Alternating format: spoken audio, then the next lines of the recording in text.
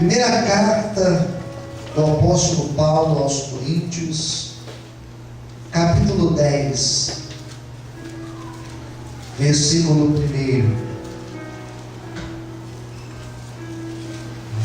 Primeira carta de Paulo aos Coríntios, capítulo de número 10, versículo 1 a seguir. 1 Coríntios, capítulo 10, versículo 1 a seguir. Graças a Deus. Quem já encontrou, diga amém. Se você olhou para o lado e percebeu que o seu irmão do lado ou sua irmã estão sem a Bíblia, convide para ler junto com você. 1 Coríntios 10, versículo 1 diz assim: Ora, irmãos, não quero que ignoreis que os nossos pais estiveram todos debaixo da nuvem, e todos passaram pelo mar, e todos foram batizados em Moisés, na nuvem e no mar, e todos comeram de um mesmo manjar espiritual, e beberam todos da mesma bebida espiritual, porque bebiam da pedra espiritual que os seguia, e a pedra era Cristo. Mas Deus não se agradou da maior parte deles, pelo que foram prostrados no deserto. Vamos ler mais uma vez o versículo 5? Você pode ler comigo em voz alta? Mas Deus não se agradou da maior parte deles, pelo que foram prostrados no deserto. E você diz amém. Amém. Feche os olhos. Senhor, fala conosco na manhã deste dia, através da Tua palavra, através do Teu Espírito Santo. Nós estamos aqui reunidos, sedentos para ouvir Tua voz. Nos abençoe, fale em cada coração aqui, Senhor. É que eu te peço e te agradeço, em nome de Jesus. Amém. Você pode desocupar sua mão e aplaudir ao Senhor. Graças a Deus.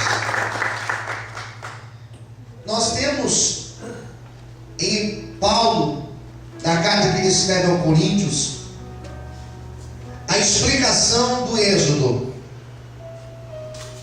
Um breve resumo do livro do Êxodo. O livro do Êxodo trata-se do livro da passagem, da saída do povo da terra do Egito para a terra prometida. O que aconteceu no período de 40 anos? Quantos anos eu disse? 40 anos. 40 anos. O que acontece? Paulo relata de forma breve. Ele fala de maneira muito breve o que aconteceu. E ele vai explicar da seguinte maneira: por que nem todos entraram na terra prometida? Porque muitos morreram, porque a maioria morreu. Porque muitos, ao invés de entrar na terra prometida, eles padeceram no deserto.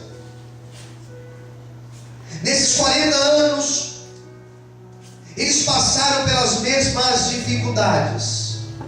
O fiel e o infiel, o justo e o ímpio, o que mais buscava e o que menos buscava, de Moisés ao último da fila, digamos assim. Passaram pelas mesmas tentações, pelas mesmas dificuldades, viram as mesmas maravilhas, tiveram as mesmas experiências de ver Deus abrir o céu e mandar o maná. E por que eles não viveram a promessa? Porque padeceram no meio do caminho. Porque no meio da trajetória do Êxodo, eles ficaram no meio do caminho. E Paulo vai dizer nesses versículos, depois a gente vai ler os demais, mas ele vai dizer do versículo 1 ao versículo 13. Nesses 13 versículos, ele vai explicar isso. Ele vai explicar por que eles pararam no deserto. Ele vai dizer com a seguinte ideia: isso é para nos servir de exemplo. Quem entendeu, diga amém. Isso é para te servir de exemplo. Hoje você vai ouvir uma mensagem que vai te servir de exemplo. Hoje nós vamos ouvir uma mensagem que talvez você vai dizer: pastor, mas eu não estou enquadrado em tudo isso. Mas é para te servir de exemplo. Paulo vai falar de maneira simples. Ele vai falar de 5 motivos. Quantos motivos eu disse? 5. Quantos motivos? 5 motivos pelos quais eles não entraram na terra prometida. E eles padeceram no deserto.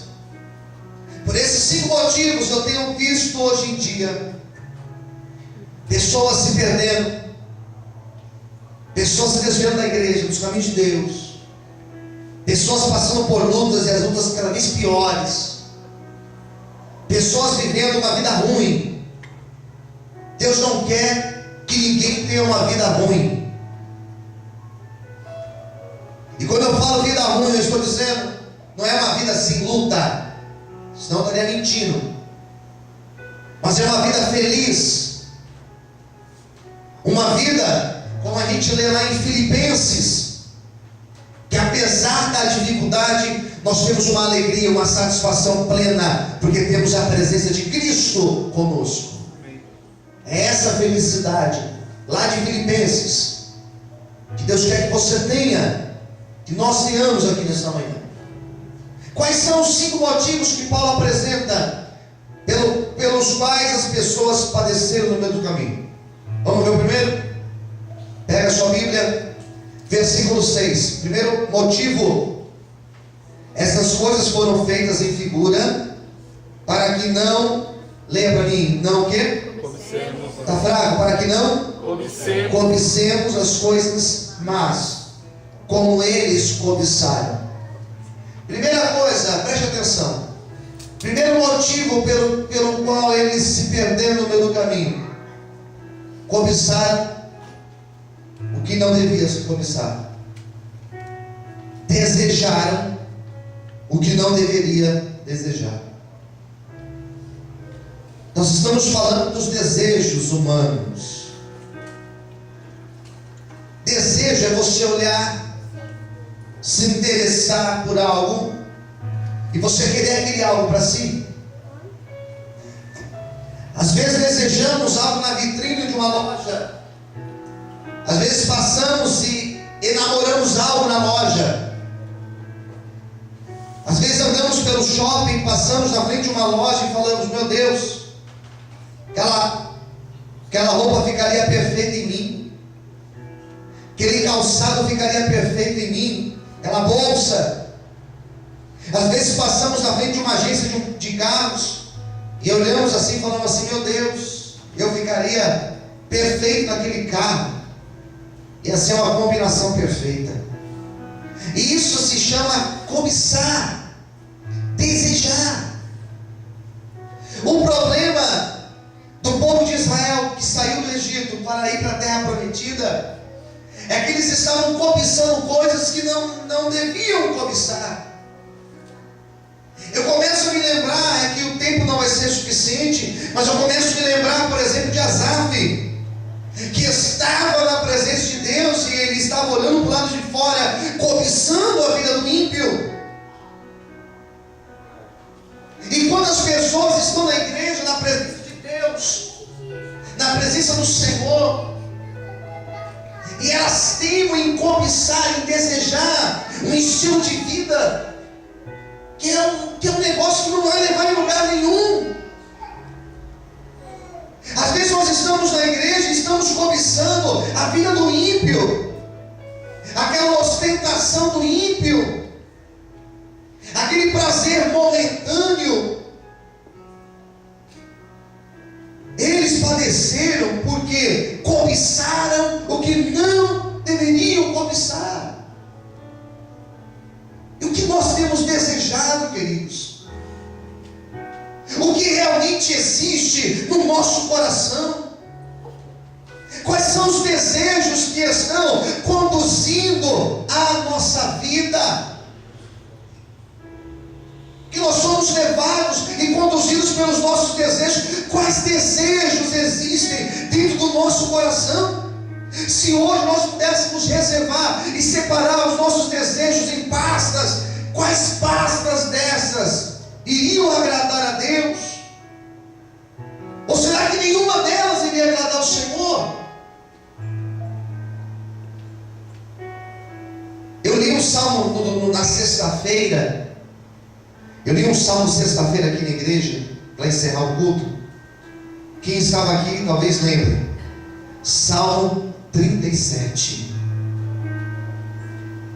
Deleita-te no Senhor, e Ele vai satisfazer os desejos do teu coração. Pastor, se Deus não tem satisfeito os desejos do meu coração, é provável que os meus desejos não sejam iguais aos dele? Provavelmente sim. Porque o texto está dizendo lá em Salmo 37, Ele vai satisfazer o que tem aí dentro do teu coração. Esse povo aqui, eles desejavam coisas que não eram de Deus, e por isso eles padeceram na luta. Que nesta manhã o nosso coração possa desejar aquilo que louva, aquilo que agrada, aquilo que satisfaz o nosso Senhor, para que verdadeiramente possamos viver o que diz no Salmo 37, versículo 4 e versículo 5. O 5 diz: deleita-te no Senhor, que você possa se deleitar no Senhor, e Ele possa satisfazer os reais, verdadeiros desejos do teu coração. Amém? Será que você pode aplaudir e glorificar a Deus? Nas suas palmas. Queridos, eu tenho uma lista aqui de 5 motivos. 5. O segundo motivo, o primeiro foi a cobiça. Qual foi o segundo? Versículo de número 7. Olha o que diz aí na tua Bíblia e na minha. Não façais, pois, idólatras, como alguns deles. Então, o segundo motivo foi a idolatria. Repita comigo, o segundo motivo foi a idolatria. A idolatria. Para falar da idolatria eu precisaria de pelo menos uns 20 minutos. Você sabe que tudo, eu tenho explicado isso nas aulas de armatologia, as aulas de teologia de segunda-feira, que eu gostaria que vocês também participassem. Eu tenho explicado que todos os pecados, todos eles pontam para a idolatria. Só você prestar atenção. Todos os pecados que nós cometemos, no fundo, eles são idolatrias. Idolatramos as nossas vontades às vezes, então por isso nossos pecados vão apontar para a idolatria.